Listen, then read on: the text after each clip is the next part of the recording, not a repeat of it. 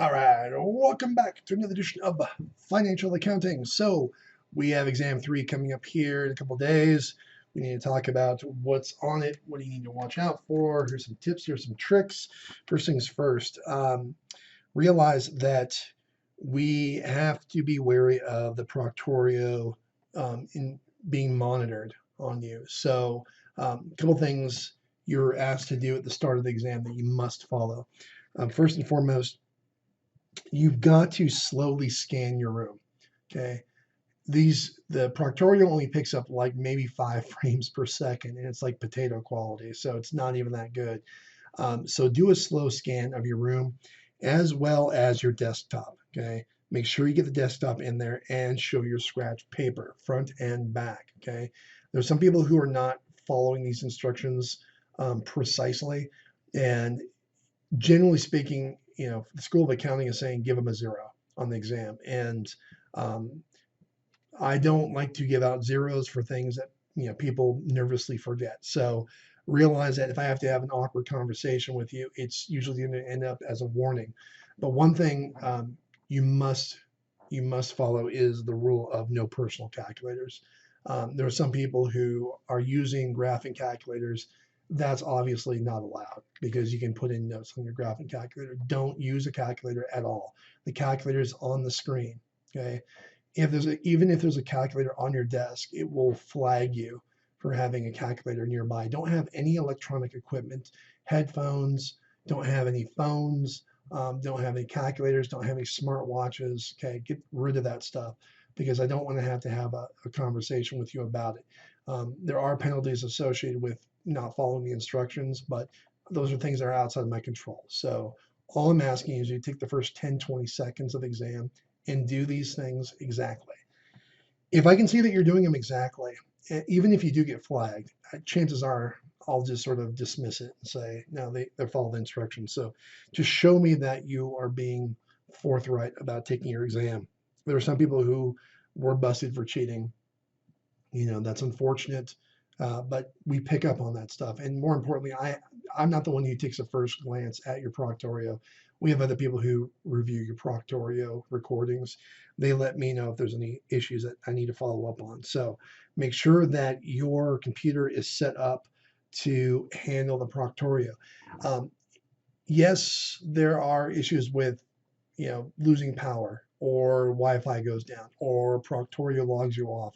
I can't do anything about that. So if you're concerned at all about whether or not you have any technological capabilities, you're welcome to talk to me. If you're worried about Wi-Fi being an issue, come to campus, right? Get yourself logged on to our network so that way there's no concerns or issues. But realize it's your responsibility. I can't do anything about that.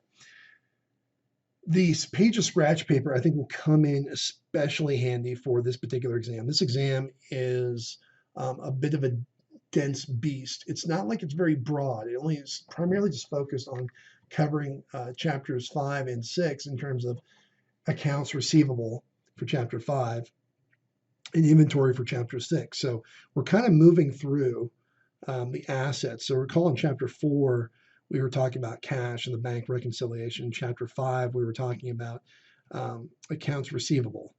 And then in chapter 6, we're talking about inventory. So this is what we're testing on. So we've already covered the cash. Now we're just diving deep into the different assets, but it's dense. So even though a lot of you are telling me that it's clicking, the material is starting to click, well, that's because we're seeing it over and over again. We're building off of this stuff now. So you will start to see this stuff over and over again, but it's different topics, different concepts. It's the details now that are driving people nuts. So just realize this is what the exam is going to be on.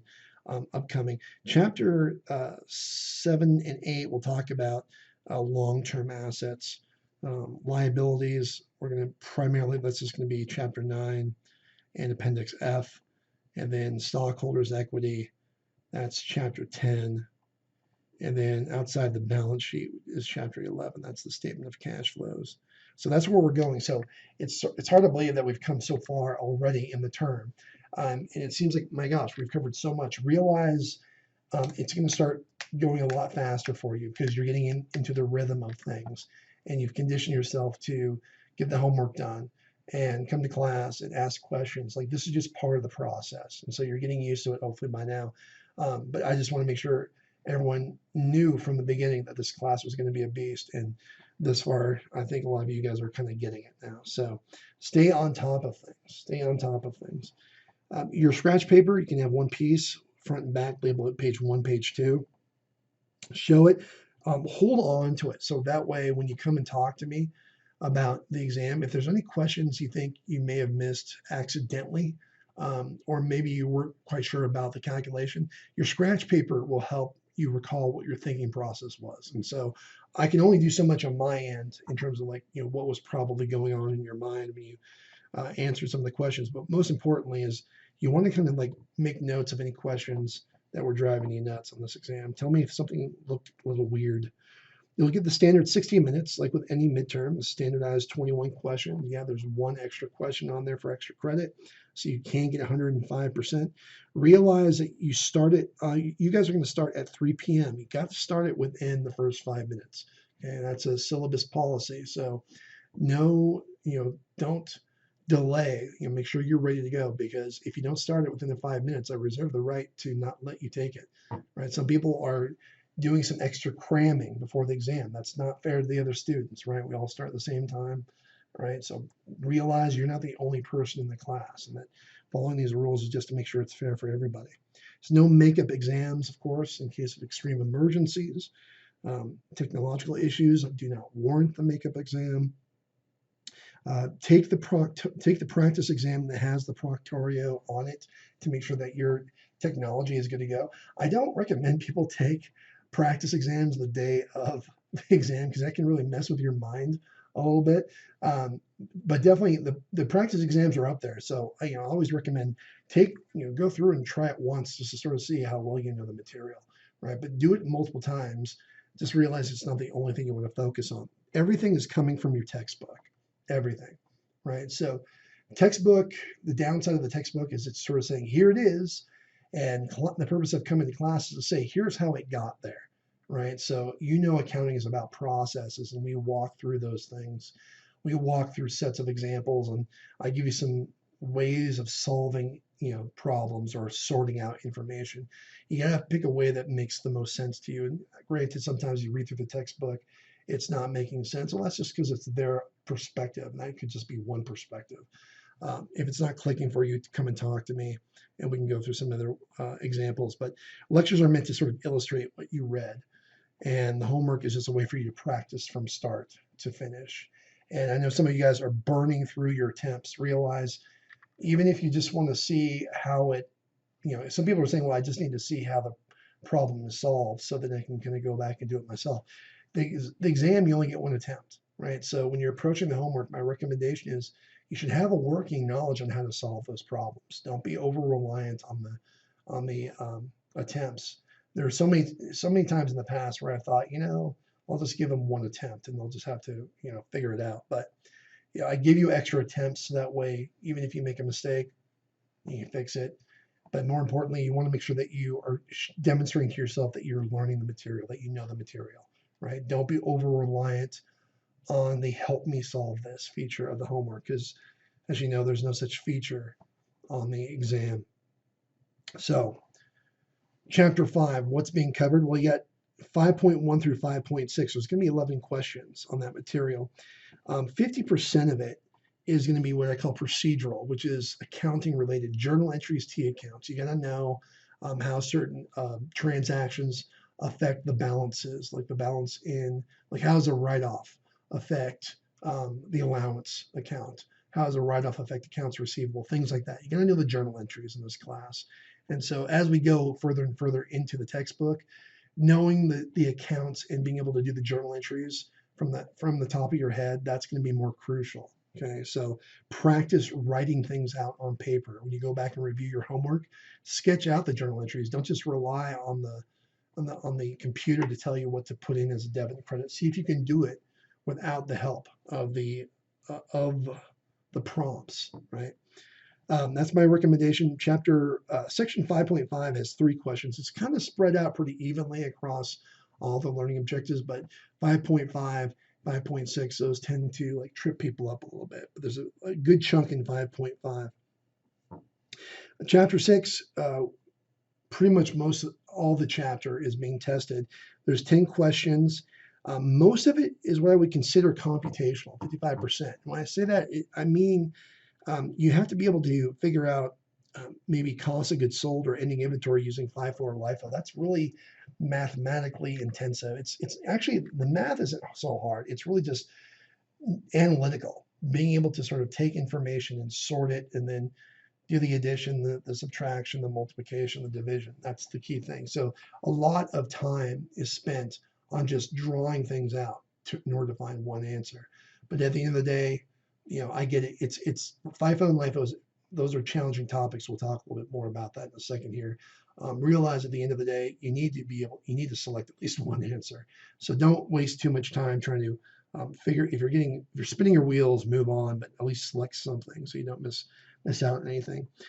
This is a little typo here. This should be 4, right? There's no questions really from 6.5. 6.5, we did a lot of the ratio analysis. Just be aware of like how gross profit is calculated, because you have to use that for things you saw in 6.6. The EDO-DO, we decided not to throw that in there as testable material because there's already a lot of math you're doing and a lot of things you have to recall for this exam. So we tried to simplify it by just sort of saying, let's just have them, utilize the gross profit percentage. Knowing how to do that is key. Tips and recommendations. Some of you are coming to me now and asking me, okay, like something's not working, or maybe just need a reminder on what it takes to pass the class. There's really only 4 requirements in this class.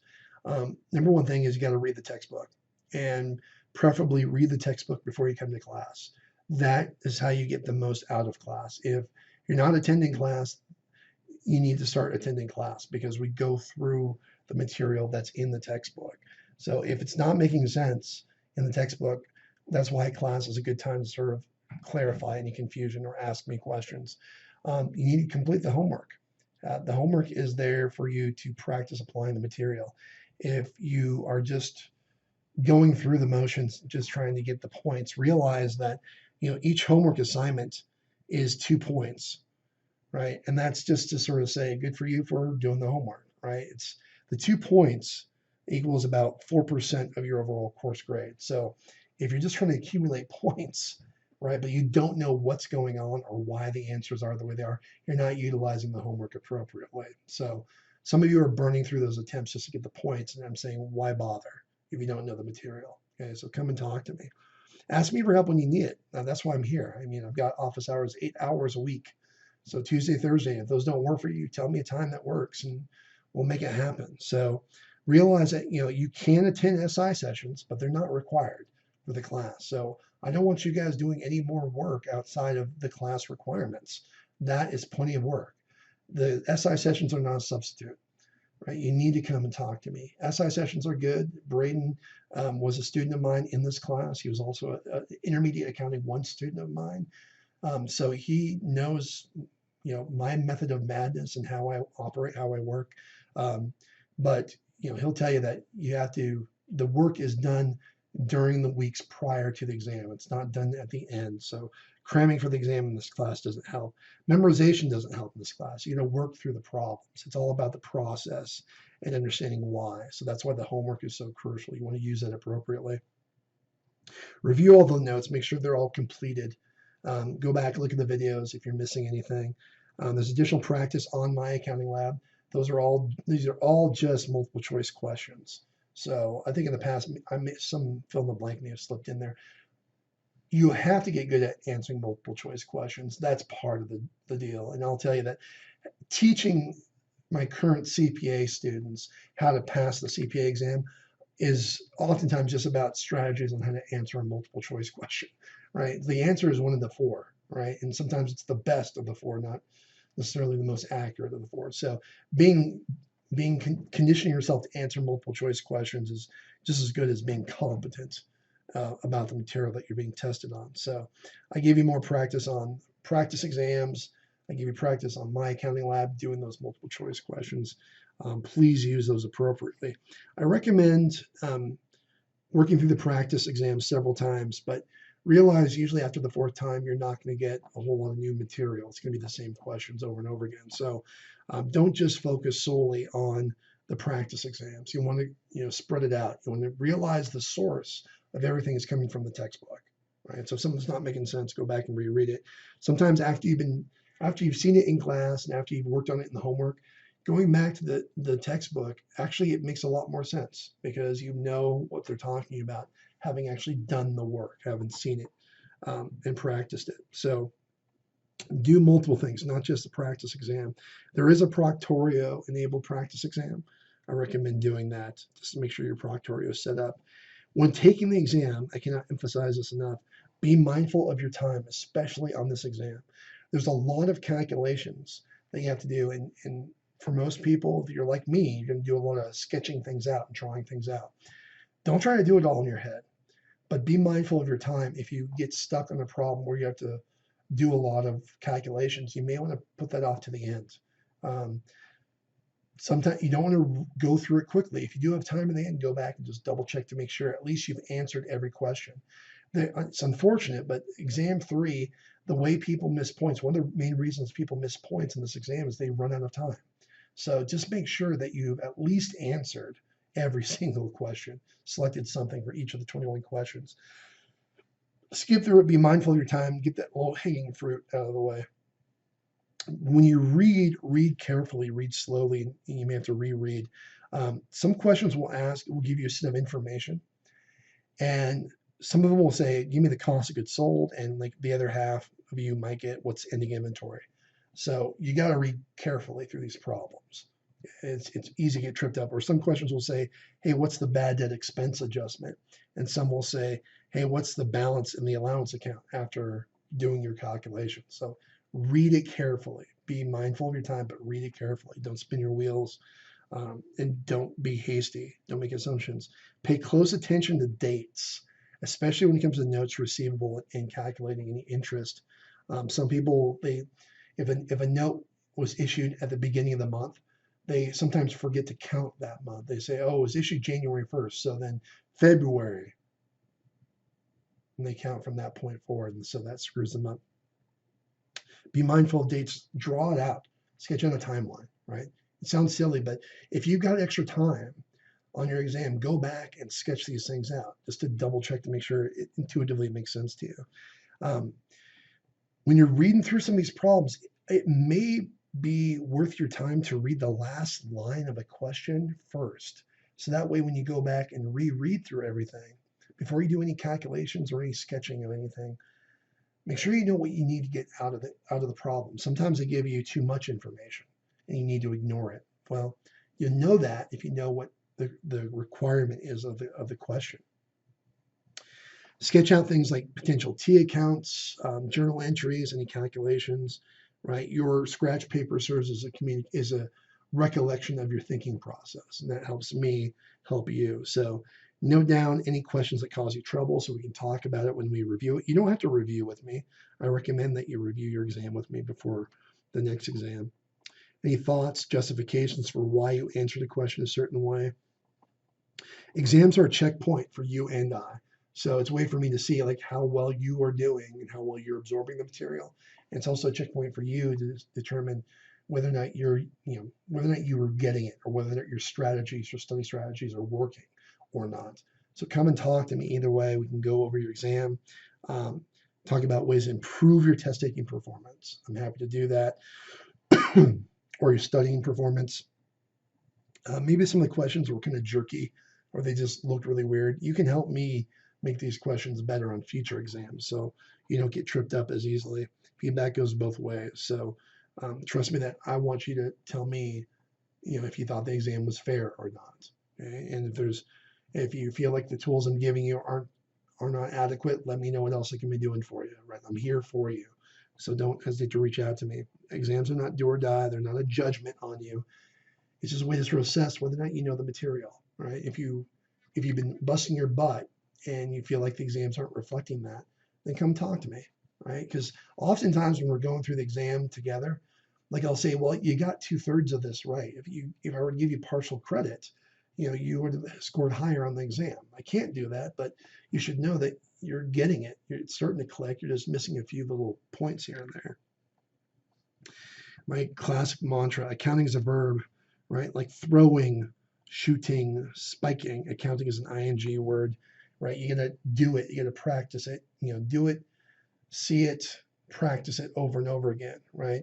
So accounting is essentially like a toolbox where you have various tools like hammers and screwdrivers. You just got to know which tool to pull out of the toolbox, and then you need to be able to apply it effectively and efficiently, and that just takes time. So you got to be good on yourself. Be nice to yourself. A lot of you guys are coming in and talking to me about your exams, and you're beating yourself up. And I'm here to tell you, it's like this stuff is hard. You need to be a little bit nicer to yourselves, right? Um, some people come in and say, "Well, that was stupid." Don't say stupid. I don't like that word, right? This is challenging material. We just need to figure out what's the thing you just need to watch out for, right? I don't have a lot of control over the questions, so realize like sometimes it's just the tips that you want to keep in mind going into an exam on what to watch out for the most. That usually helps people from making the wrong step. Here's some material that, granted, we're talking about chapter 5 and chapter 6, the material that causes people the most frustration. Recall the revenue recognition principle that tells us when we recognize revenue. What is the criteria? Generally speaking, we recognize revenue when the goods are delivered or when the service is performed. There was a question on the previous exam where a person ordered a car in January and then it was delivered in April. It's the delivery point. That's when the revenue was recognized. Some of you had selected January when the goods were ordered. That's not how the revenue recognition principle works. It's when the goods are delivered or when the service is performed or completed. That's when we recognize revenue. So be able to give a set of facts. When do we recognize revenue? Be aware of the FOB shipping and destination point. That's when title or ownership transfers. And that's when we have to acknowledge that revenue can be recognized. Once the customer accepts the title of the goods, that's when they get it. So sometimes it's at the shipping point, sometimes at the destination point. You just need to be aware of those little details. A lot of this stuff is just, some of the stuff is more of what we've seen before, but some of it's new. So we're just adding on to what we've already seen. And FOB stuff is something that's fairly new. Were the journal entries, the calculations, etc. The revenue accounts. So we did talk a little bit about not just accounts receivable, but the other side of the equation, the other side of the journal entry, the revenue. We do have contra revenue accounts. We have sales returns and sales discounts, and those have typically debit balances. And we use those to keep track of, how many, whether or not we have any defective goods coming back to us, being returned to us. Maybe we have a big chunk of goods that we're selling that are just crap, right? The sales returns and allowances account that helps us track that stuff, right? And maybe we offer terms 210 net 30, but maybe nobody uses, maybe nobody takes advantage of 2% off. So why am I even bothering? So those accounts can be useful to me to help sort of track, how satisfied my customers are and whether or not they're good customers, whether or not they pay me on a timely basis. So be aware of how those things affect gross revenue. Helps us derive net sales revenue. What are the journal entries? Lots of examples from class about those. Just be comfortable being able to sketch those out on scratch paper and answer questions about that. 210 net 30. When would we record those transactions? Contra asset accounts, in particular the allowance for uncollectible accounts. Sometimes in your book, and I think on your homework, they said there's the allowance account, which is the contra asset account, right? It's meant to offset the accounts receivable. So it has a normal credit balance. In the book, it's called the uncollectible account, allowance for uncollectible accounts. And then there's also I think your book called it the uncollectible accounts expense, right? I think we clarified in the exam, I think we're just calling it all just bad debts expense. So just realize it's the same thing.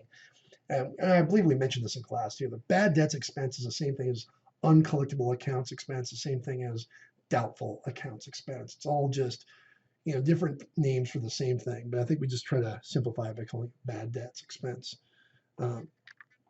what's the purpose of those accounts? What role do they serve? Um, were the journal entries involved, especially with the write-offs? We decided that the percentage of sales method shouldn't be tested. So we took out any testing material on the POS method, the income statement approach. So just in your review, focus on the aging of receivables method. When you looked at the different, like recall that you looked at the different columns and you said, oh, these are the balances that are 0 to 30 days old, 31 to 60 days old. And you did the calculations to determine the balance in the allowance account. Right. So just focus on that process. When do we record such transactions? Usually it's an adjusting entry when we set that up. Um, Net realizable value and the effects of write-offs. Realize that NRV before a write-off is the same as NRV after a write-off. So we like to see NRV because it doesn't show the total amount of revenue. It just shows the net amount we expect to collect. What transactions? So accounts receivable. Usually I ask questions about, hey, if I give you, here's the beginning, here's ending, I tell you like, here's the sales, right? And I can say like, here's the amount of write-offs. I can say how much was sold on account, right? So if I give you a bunch of information about accounts receivable, can you plug that information in and use algebra to figure out what I'm asking for, right? So just be careful when you read through that information. Sort that thing out. That's why I recommend drawing out T accounts. It helps sort out the information you have and helps it hone in on what you need to answer. The notes receivable calculation, the number one thing that people tend to make mistakes on is the calculation of interest. When, how much should we accrue? How much are we collecting? Be mindful of the dates. I can't emphasize this enough. Be careful when you count things out. Draw out like the timeline. So like in class, we said like, oh, it starts in November, December, we had to accrue for this period, 2 months worth of interest. January had its own interest, revenue that we had to record. Look at the journal entries when we collect at maturity date. Recall that we're collecting not just the principal, we're collecting the total maturity value, which includes the interest as well. So go back, make sure you know that journal entry, purchases of inventory. Which expenditures do we capitalize? It's a fancy phrase for basically saying, hey, look, we spend a lot of money to buy the units, to have them shipped in. We pay for insurance, taxes, fees. All those expenditures get capitalized, meaning that we don't expense them right away. We just put them on the balance sheet as an asset. That's what capitalizing is all about. So we capitalize that stuff first. Then once we sell it, it shows up as an expense under cost of goods sold. So we don't expense things. Whatever money we spend to acquire an asset, that's all capitalized. Okay, it's only things after we are done capitalizing, we expense everything else. So yes, we capitalize freight in to get the inventory, but we expense the freight out when we sell the inventory. So freight out, sales commissions, salaries, those are just expenses. Those aren't capitalized. It's just the cost of bringing it in, freight in, shipping in, things like that. Those are the things we have to capitalize. Just like we saw in chapter 5, there are returns and allowances that we have to worry about. Sometimes there's discounts or some journal entries we work through in class. Go back and make sure that you understand how all those different journal entries affect the inventory balance. Let's see here, perpetual versus periodic system. What are the different journal entries? Remember, perpetual system, we do 2 journal entries. Periodic, we just do 1 journal entry. We figure out cost of goods sold later. On the periodic system, when we're estimating, like I would tell you that, given beginning inventory plus purchases, and I'll tell you what ending is, you may have to estimate what cost of goods sold is under the periodic method or the cost of goods sold model. The different cost methods, the one that drives people nuts the most is the FIFO, LIFO. I recommend strongly drawing out the facts. So if I give you information about beginning inventory and they say, oh, we made some more purchases, right? Use that information to derive goods available. And then from there, figure out how are we pulling the inventory when we sell it. So if I tell you we have ending inventory left over, you can figure out based on algebra what the cost of goods sold is. Okay, but you have to realize that It's how we pull it from the goods available. Is the newer stuff that we're pulling or the older stuff? So some people are asking, what's an approach to, solving these FIFO, LIFO things? And it's the same approach we talked about in class. I think you just need to draw it out because the book sort of says, oh, this is the information you need to pull, and it doesn't really explain anything beyond that. So I think you have to kind of draw it out and see it for yourself and use a method that makes sense because physically the stuff is actually moving around. It's coming into the warehouse, it's being stacked and organized in the warehouse, and it's being pulled from the warehouse. So you have to kind of like, be somewhat visual when you're drawing the stuff out so you know how to do your calculations. But it just takes practice. So when you're going back and you're looking at your homework, try to draw it out without having to rely on the prompts in the homework. Let's see if we compare FIFO versus LIFO.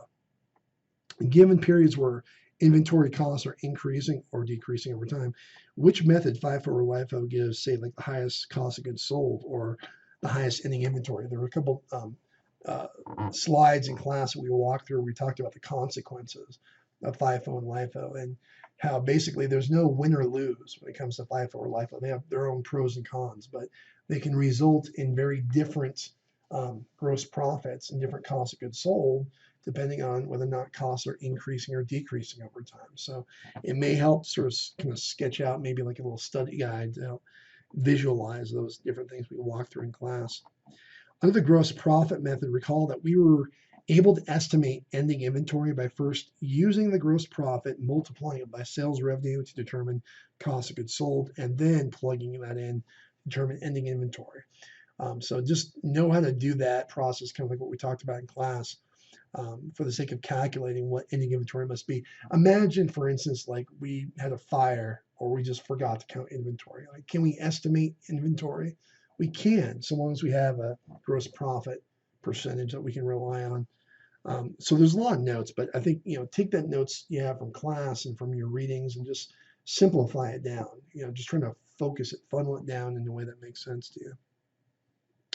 The inventory issues of overstatement versus understatement, the errors, right? So recall the last few slides of our previous class where I said, hey, you know what?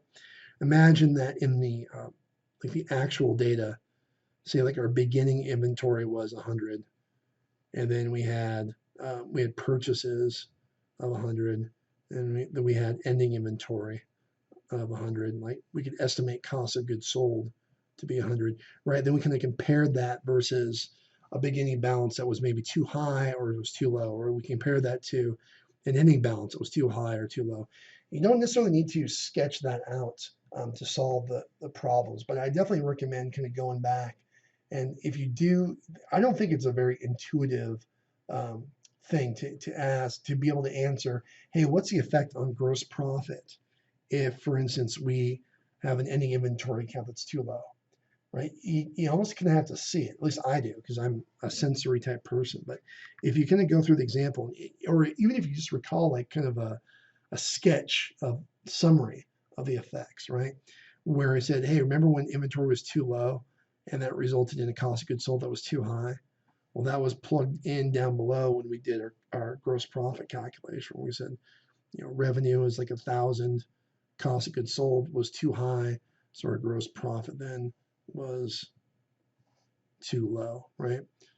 Even if you're just able to sketch out the H's and the L's, I think just have that visual in your head, that will help. Kind of like you remember what the effects are of an error. So sketch it out and then go back and try practicing, using a simplified example. That seems kind of ridiculous, but it works.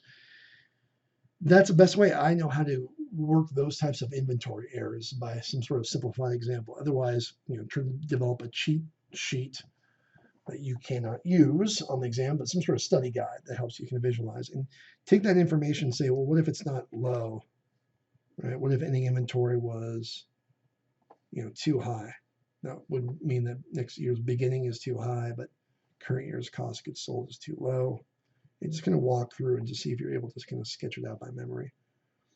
If you trust how things play out by doing the math, you don't really need to, walk through a detailed example. You just know from practice that this is the pattern, that we work through, and that it works. As long as you follow that with a basic example, you should be fine. So, um, so again, review everything. Don't just review. Um, don't just do the practice exams. Go back. Look at your notes from class. Look at the homework examples. Be able to sketch this stuff out on scratch paper.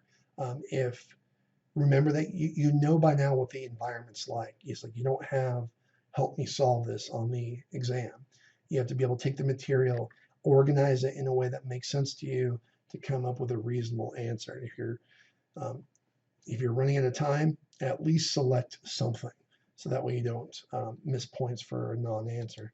Those are all the notes I have for the exam review. I know it's a pretty dense exam, but if you have any questions, please let me know.